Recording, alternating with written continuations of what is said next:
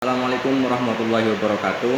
Yang saya cintai teman-teman mahasiswa BKI 6 mata kuliah karya tulis ilmiah. Alhamdulillah siang hari ini masih setengah 2 ini. Siang hari ini kita ketemu lagi dalam perkuliahan online mata kuliah karya tulis ilmiah. Kita langsung saja karena kemarin kita juga sudah banyak share, banyak mengeluarkan ide-ide, termasuk beberapa latar belakang masalah yang sudah disusun oleh teman-teman semua. Maka pada kesempatan kali ini saya akan menyampaikan salah satu tema yang berkaitan dengan karya tulis ilmiah, yaitu tentang bagaimana kita merumuskan masalah. Rumusan masalah itu dalam dunia penelitian bisa saja disebut dengan research question, pertanyaan penelitian yang semuanya diarahkan untuk menemukan jawaban-jawaban atas persoalan-persoalan ataupun masalah-masalah penelitian yang telah Anda susun dalam proposal. Yang disebut dengan rumusan masalah itu kita bisa menyebutnya bahwa rumusan masalah ini dijadikan sebagai awal riset kita. Semakin ngawur rumusan masalahnya, maka semakin ngawur pula nanti dalam menemukan satu hasil penelitian. Maka kemudian yang namanya rumusan masalah penelitian itu harus diorientasikan untuk menghasilkan satu pengetahuan baru. Jadi kalau ngomongnya tentang BKI, maka diusahakan rumusan masalah penelitian itu disusun dan diharapkan dapat menemukan satu pengetahuan baru.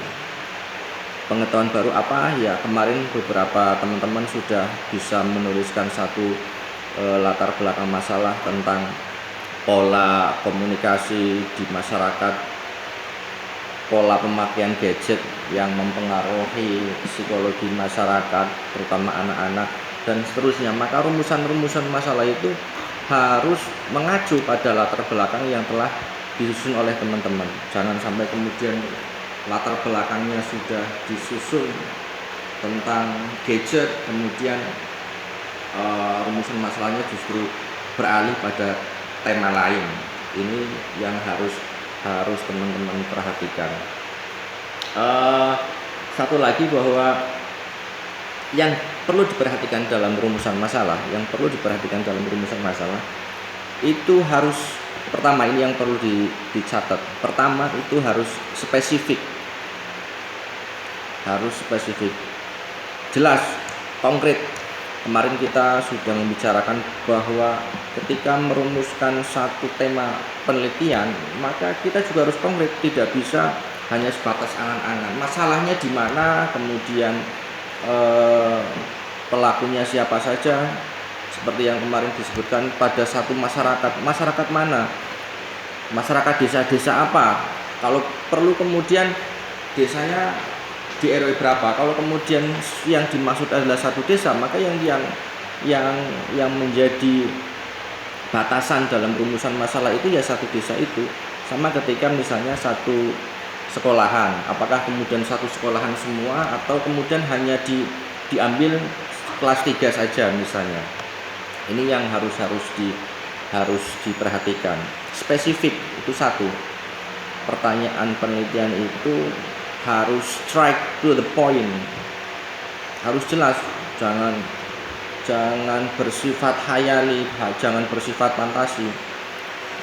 Latar belakangnya apa, kemudian langsung saja strike to the point, jangan memberikan deskripsi yang terlalu panjang. Kemudian ada unsur kebaharuan dan keaslian. Nah, ini di original. Jadi harus original. Jangan, ya kita boleh kemudian membaca hasil penelitian dari penelitian sebelumnya, tetapi ketika Anda sudah menentukan satu tema masalah, maka menjadi konsekuensi Anda harus menemukan satu unsur kebaharuan dalam rumusan masalah. Anda bisa saja membaca satu penelitian dengan beberapa penelitian dengan tema yang sama, tetapi pada penelitian Anda harus memberikan satu unsur kebaharuan atau keaslian. Berikutnya adalah memiliki relevansi terhadap permasalahan yang ada dalam komunitas ilmiah. Nah, ini yang harus diperhatikan. Relevansi pada komunitas ilmiah. Ini yang nomor 3. Relevansi pada komunitas ilmiah. Kalau Anda BKI, maka strike to the point-nya ya harus lurus ke BKI. Apalagi ini kan skripsi yang diorientasikan pada skripsi. Maka perputaran tema-tema penelitian sampai pada rumusan masalah itu harus mengacu pada relevansi komunitas ilmiah, BKI, bimbingan konseling Islam. Maka sentuhan-sentuhan yang bersifat Islamic Studies juga boleh dibilang wajib untuk diintegrasikan dalam rumusan masalah. Berikutnya nomor 4-nya adalah menarik perhatian. Jangan sampai kemudian rumusan masalah itu justru terkesan orang membaca kemudian ini sih sudah ada. Maka kepekaan Anda untuk meramu bahasa dan kemudian memilih diksi dalam menyusun rumusan masalah penelitian, rumusan masalah ataupun research question sangat menentukan. Pada poin keempat ini yang menarik perhatian, sekali lagi Anda perlu belajar membaca banyak sekali, perlu belajar dan perlu banyak membaca tema-tema penelitian dan rumusan-rumusan penelitian yang telah dilakukan oleh para peneliti sebelumnya, sehingga Anda bisa sekaligus belajar sekaligus juga Anda bisa memilih diksi ataupun kata-kata yang sesuai dengan tema penelitian Anda. Oke, itu dulu. Terima kasih.